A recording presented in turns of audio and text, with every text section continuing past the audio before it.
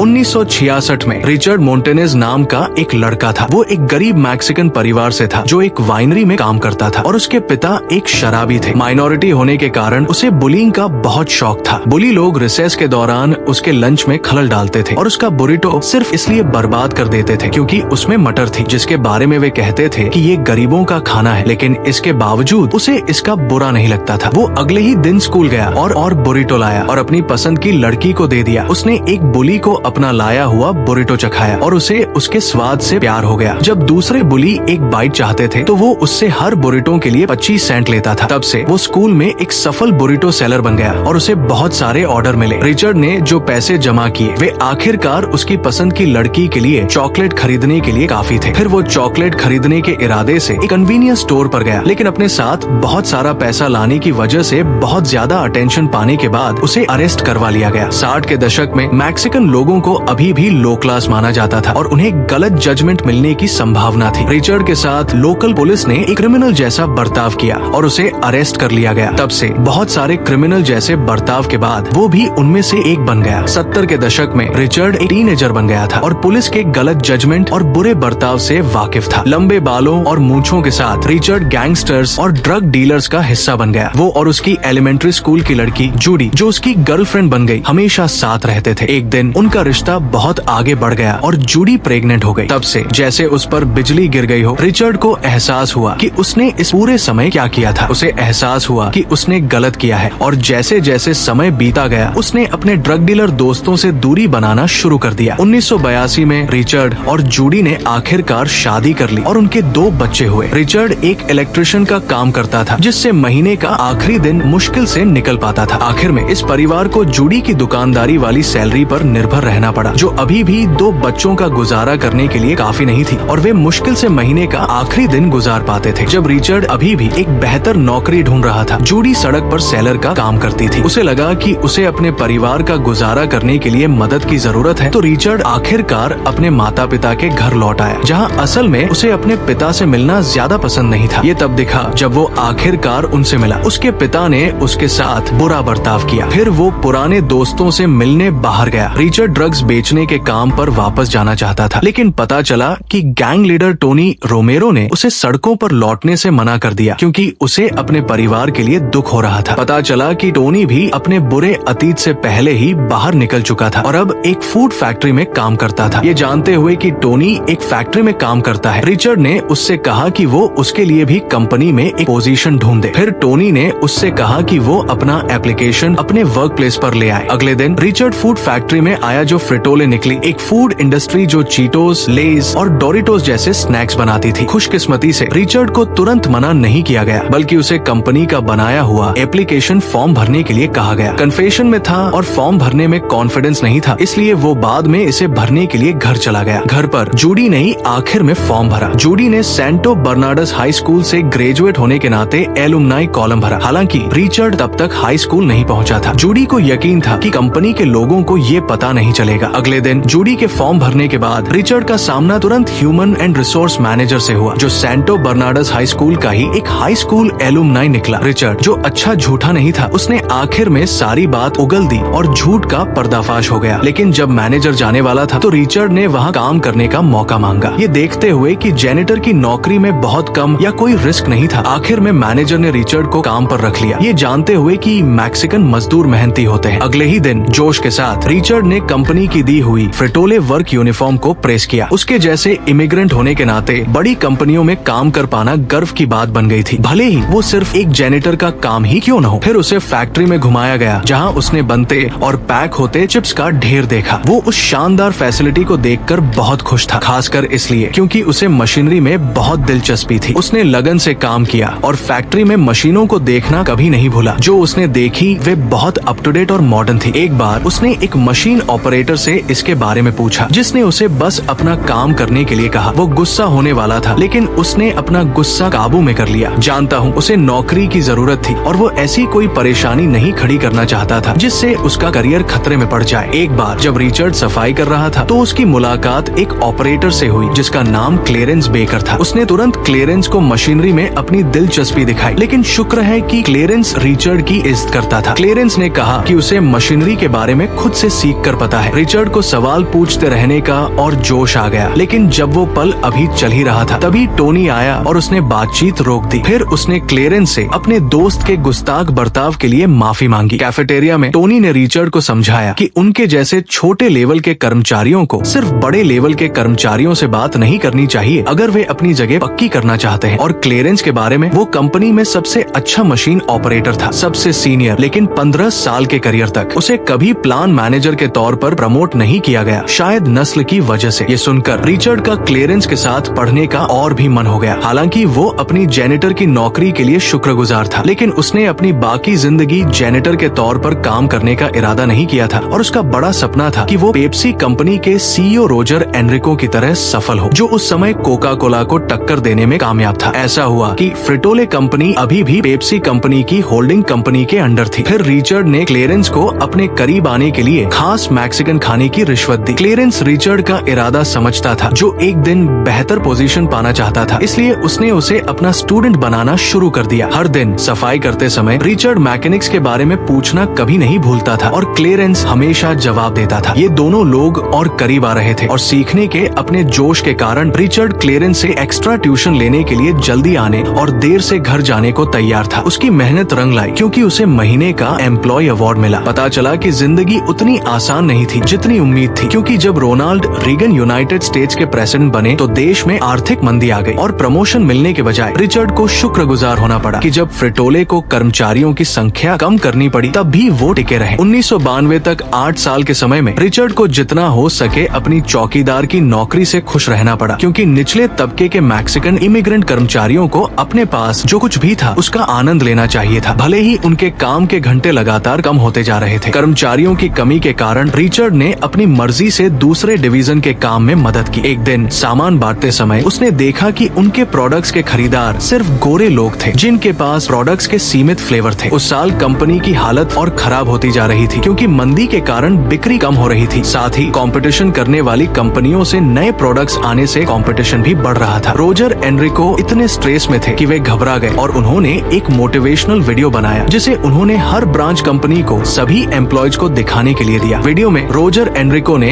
अपने एम्प्लॉयज से सब्र रखने और उन्हें सीईओ की तरह सोचने के लिए मोटिवेट करने को कहा और कंपनी को इनपुट दिया। रैंचो कुकामोंगा फ्रिटोले ब्रांच प्लांट में सिर्फ रिचर्ड ने वीडियो देखा। रोजर एनरिको की बातें रिचर्ड के लिए बहुत इमोशनल थी। वो वाक्य जो मुश्किलों के पीछे मौके ढूंढने के लिए कहता था। उस दोपहर रिचर्ड अपने बेटों को स्कूल से लेने गए। जब उन्होंने देखा कि उनके एक बेटे को पीटा गया था तो वे चौंक गए। पता चला कि लैटिनो कहे जाने पर उनका अपने दोस्त से झगड़ा हो गया था, जबकि छोटे बेटे को कोई फर्क नहीं पड़ा। उन्हें मैक्सिकन खून होने पर गर्व था, क्योंकि उन्हें अपनी माँ के हाथ का बना मैक्सिकन खाना बहुत पसंद था, जैसे टैको, बुरिटो, कार्ने असाडा और दूसरे। अपने बेटे को खुश करने के लिए रिचर्ड ने उन्हें एलोटे खाने के लिए बुलाया, जो मसालेदार मसाले में लिप्टा मैक्सिकन स्टाइल का ग्रिल्ड कॉर्न है। बच्चे को सच में तीखा पसंद आया। उसी पल रिचर्ड को एहसास हुआ कि लैटिनो होने के नाते उन्हें सच में तीखा खाना पसंद है। एलोटे से उसे प्रेरणा मिली थी। जब वो घर आया तो रिचर्ड को एक ऐसा आइडिया आया जिससे जूडी शक में पड़ गई। उसका इरादा एक सैंपल बनाने का था, एक मसालेदार स्नैक जो बेशक उसकी कंपनी के साथ साथ उसकी नौकरी भी बचा सकता था। फिर उसने अपनी पत्नी से मसाले बनाने को कहा। अगले दिन फैक्ट्री में रिचर्ड ने अपना आइडिया क्लेरेंस को बताया। उसे यकीन था कि उसका बनाया प्रोडक्ट मार्केट में बिकेगा और आखिरकार कंपनी को बचा लेगा। उसने क्लेरेंस से रोजर एनरिको को बताने के लिए नहीं कहा। उसने बस कुछ कच्चे प्रोडक्ट घर लाने की इजाजत मांगी ताकि वो उसके घर पर मिला सके। वो एक सैंपल बनाना चाहता था और बाद में उसने सबसे उसे तुरंत चखने को कहा। एक असली स्वाद के लिए रिचर्ड और जूडी एक असली मैक्सिकन दुकान पर मसालों की शॉपिंग करने गए। उन्होंने एक्सपेरिमेंटल मटेरियल के तौर पर इस्तेमाल करने के लिए सभी तरह के मसाले खरीदे। रिचर्ड अक्सर जूडी के ऑर्डर किए मसाले खरीदने के लिए उन्हें बार बार आना जाना पड़ा। जब उनका काम खत्म हो गया तो उन्होंने अपने सबसे छोटे बेटे स्टीवन को टेस्टर के तौर पर ऑर्डर किया। ये मसालेदार स्वाद बनाने के लिए रिसर्च असल में फ्रिटोले रिसर्च एंड डेवलपमेंट टीम ने की थी, लेकिन उन्होंने जो बनाया वो केमिकल्स थे, एक तरह का एसेंस। उन्होंने उस स्वादिष्ट स्वाद को असली मसालों के साथ नहीं मिलाया जैसा रिचर्ड और जूडी ने किया था। रिचर्ड और जूडी ने बार बार एक्सपेरिमेंट किया, जब तक कि आखिरकार उन्हें वो परफेक्ट कॉम्बिनेशन नहीं मिल गया जिससे स्टीवन को उस स्वाद की लत लग गई। एक दिन उनकी फैक्ट्री में कर्मचारियों की एक और छंटनी हो रही थी। रिचर्ड को लगा कि अब उसके लिए कुछ करने का समय आ गया है। उसने अपना आइडिया लोनी प्लान मैनेजर को बताने की हिम्मत की और उससे रोजर एनरिको को कॉल करने के लिए कहा। लोनी ने सीधे मना कर दिया, ये कहते हुए कि एक सीईओ को उसके जैसे चौकीदार से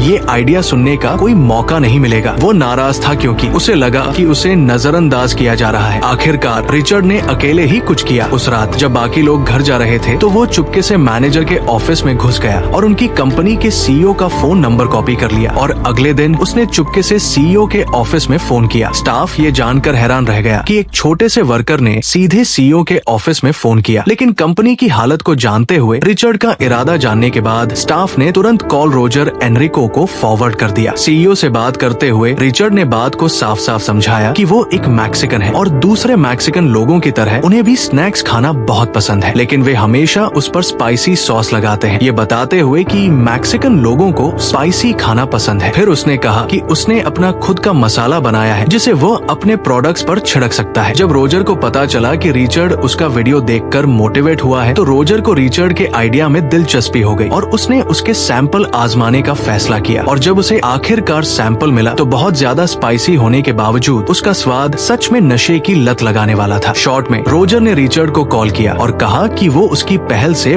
बहुत इंटरेस्टेड है। अगले 2 हफ्तों में रोजर रैंचो कुकामोंगा में फ्रिटोले प्लांट का दौरा करेगा। उसे रिचर्ड से और आइडिया सुनने की उम्मीद थी। एक छोटे एम्प्लॉय के आइडिया सुनने के लिए बड़े बॉस के आने से फ्रिटोले फैक्ट्री के अधिकारियों में तुरंत हंगामा मच गया। उसके अपने काम की जगह पर मैनेजर ने भी उसे कमांड हायरार्की तोड़ने के लिए डांटा। रिचर्ड के लिए सीधे सीईओ से सीधे बात करना ठीक नहीं था, खासकर नए फ्लेवर आइडिया के बारे में, क्योंकि इससे रिसर्च और डेवलपमेंट पर खर्च हो सकता था। और अगर कंपनी रिचर्ड के मसालेदार टेस्ट को सपोर्ट करने के लिए फंड देती रही तो कुछ एम्प्लॉय को फिर से लेव का सामना करना पड़ सकता था। आखिर में रिचर्ड बेचैन हो गया। उसे डर था कि अगर उसकी कंपनी में कोई और नौकरी से निकाला गया तो उसे जिम्मेदार ठहराया जाएगा। उसने सीईओ को अपनी फैक्ट्री में आने से भी रोकने का इरादा किया था, लेकिन खुशकिस्मती से उसके पास जूडी की पत्नी है जो हमेशा ये पक्का करती है कि वो आसानी से हार न माने। जूडी ने कहा कि प्लान मैनेजर का रिएक्शन सिर्फ घमंड का दिखावा था। उन्हें अपने नीचे काम करने वाले कर्मचारियों की स्मार्ट सोच की वजह से अपनी इज्जत खोने का डर था और फालतू बातों के बारे में सोचने के बजाय जूडी ने अपने पति को अपनी प्रेजेंटेशन की प्रैक्टिस करने के लिए बुलाया। फिर वे दोनों लाइब्रेरी में बिजनेस प्रेजेंटेशन ठीक से और सही तरीके से करने के लिए रेफरेंस ढूंढने में बिजी हो गए। अपनी पत्नी के सिखाने के तरीके के अलावा रिचर्ड ने क्लेरेंस से फॉर्मल तरीके से बोलना भी सीखा ताकि बाद में अपनी प्रेजेंटेशन में मदद कर सके। इस बीच जूडी ने अपने पति का लुक भी तैयार किया ताकि वो थोड़ा और पढ़ा लिखा और एलिगेंट दिखे। प्रेजेंटेशन का दिन आ गया। इस बीच रिचर्ड अभी भी वो चीट शीट याद करने की कोशिश कर रहा था जो वो लाया था। रोजर एनरिको आखिरकार कुछ दूसरे अधिकारियों के साथ फैक्ट्री पहुंच गया। उनका आना बहुत डरावना था। प्रोजेक्टर पर प्रेजेंटेशन शीट लेकर रिचर्ड अपनी प्रेजेंटेशन से अधिकारियों को मनाना चाहता था। वो अपना हार्वर्ड ग्रेजुएट जैसा शांत स्वभाव बर्दाश्त नहीं कर सका और उसने अपनी प्रेजेंटेशन को जितना आराम से देना चाहता था देने का फैसला किया। रिचर्ड ने साफ साफ और खुले तौर पर कहा कि एक लैटिनो कंज्यूमर के नजरिए से उन्होंने कहा कि उनकी प्रोडक्ट लिस्ट बहुत बोरिंग थी। एक लैटिनो होने के नाते जिसे मसालों से भरे खाने की आदत थी, वो ऐसे स्नैक्स चाहता था जिनमें स्वाद भरपूर हो। वो अधिकारियों की आंखें खोलना चाहता था कि अब तक अमेरिका में लैटिनो मार्केट असल में बहुत बड़ा था, लेकिन उन्होंने अभी तक इस पर ध्यान नहीं दिया था। उसे उस एग्जीक्यूटिव के मजाक की परवाह नहीं थी जिसने मार्केटिंग टर्म न समझने की वजह से उसका मजाक उड़ाया था। वो बस उस लैटिनो को रिप्रेजेंट करना चाहता था जो चाहता था कि उसके टेस्ट को किसी प्रोडक्ट में दिखाया जाए। रोजर एनरिको के लिए रिचर्ड का विजन देखने के लिए बस इतना ही काफी था। सच तो ये है कि रिचर्ड को मार्केट ट्रेंड टर्म समझ नहीं आया, लेकिन वो बहुत लोगों पर ध्यान देने वाला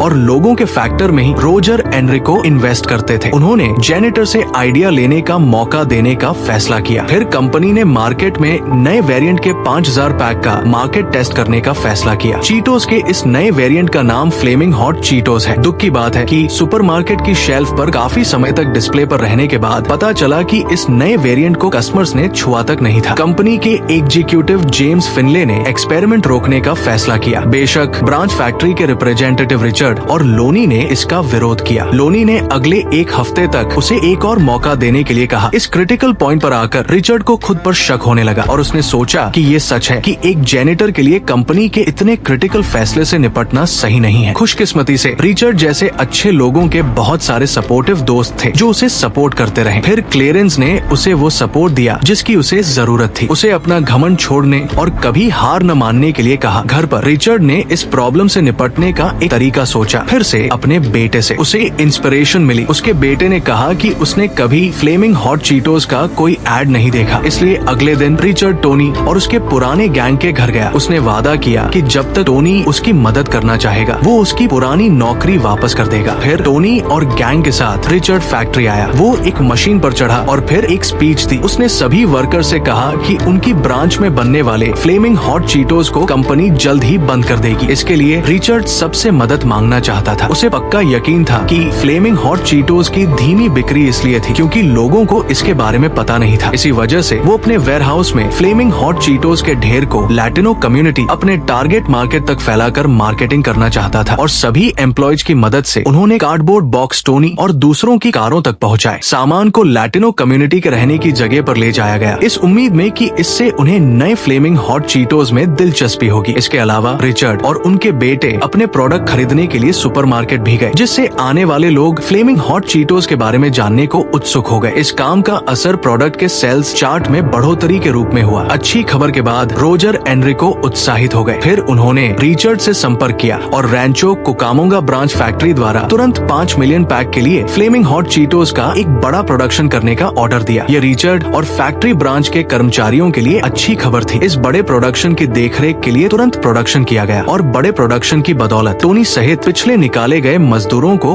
वापस काम पर रखा गया। फ्लेमिंग हॉट चीटोस आखिरकार फिर से मार्केट में आ गए। 6 महीने बाद कंपनी की हालत स्थिर हो गई और फ्लेमिंग हॉट चीटोस की बदौलत मंदी से पहले की तरह नॉर्मल भी हो गई। 20 साल इंतजार करने के बाद क्लेरेंस को आखिरकार नए प्लान मैनेजर के तौर पर प्रमोट किया गया। लेकिन रिचर्ड के लिए दुख की बात है, जो मशीन ऑपरेटर के तौर पर प्रमोट होने की उम्मीद कर रहे थे, उन्हें अभी तक अच्छी खबर नहीं मिली थी। लेकिन पता चला कि उसी दिन रोजर एनरिको खुद चुपके से ब्रांच आए थे। फिर वो रिचर्ड से मिले और उन्हें प्रमोशन देकर सरप्राइज दिया। सिर्फ मशीन ऑपरेटर की पोस्ट ही नहीं, रोजर ने रिचर्ड को क्रॉस कल्चरल मार्केटिंग का डायरेक्टर प्रमोट किया। रोजर चाहते थे कि वो लोकल टेस्ट के आधार पर चीटोस फ्लेवर के और नए वेरिएंट डेवलप करे। सभी एम्प्लॉय कंपनी में रिचर्ड के योगदान की सच में तारीफ करते हैं। जूडी ये खबर सुनकर हैरान थी कि उनके पति को तुरंत डायरेक्टर के पद पर प्रमोट कर दिया गया था। तब से रिचर्ड ने काम करना जारी रखा और दूसरे इनोवेशन किए, जिससे फ्रिटोले प्रोडक्ट्स में स्नैकर्स की दिलचस्पी बढ़ती गई। पेप्सी कंपनी के टॉप एग्जीक्यूटिव्स के बीच उन्हें लैटिनो मार्केटिंग का गॉडफादर निकनेम दिया गया था। फ्रिटोले और बाद में 2019 में फ्लेमिंग हॉट चीटोस की विरासत छोड़कर रिटायर हो गए।